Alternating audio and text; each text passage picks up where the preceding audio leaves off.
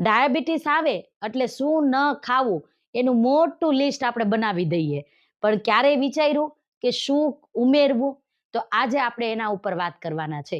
આ 3 બાબતો ઉપર જેને આપણે ડાયાબિટીસ આવ્યા પછી ધ્યાન રાખવાનું છે. પહેલું, તમે જે ખોરાક લ્યો છો એમાં પ્રોટીનની માત્રા કેટલી છે, કેટલો ઉમેરો છે એ તમારે ચેક કરવાનું છે.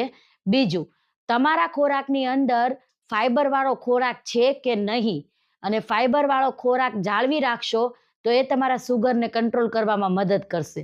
ત્રીજું, તમે જે ખોરાક ખાઈ રહ્યા છો એમાં કોઈ એવો ખોરાક છે કે જે વધારે માત્રામાં ખવાય છે અને અમુક ખોરાક ઓછી માત્રામાં ખવાય છે, તો આ બંનેનું બેલેન્સ જાળવી રાખવાનું છે. તમે જે ખોરાક ખાઓ છો એને યોગ્ય પોષણવાળો અને યોગ્ય માત્રામાં ખાવો ખૂબ જરૂરી છે. જ્યારે આ 3 વસ્તુના ખોરાકમાં ધ્યાન રાખશો ત્યારે માત્ર ખોરાકથી નહીં, પણ સાથે સાથે જીવનશૈલી અને સંતુલિત ખોરાકથી તમારી ડાયાબિટીસને તમે મેનેજ કરી શકશો. તમે ક્યાં અટવાણા છો? તમારા સવારના નાસ્તામાં, બપોરના લંચમાં કે પછી રાતના ડિનરમાં? કોમેન્ટ જરૂરથી કરજો. હું તમને મદદ કરીશ. વિડીયોને લાઈક કરો, શેર કરો.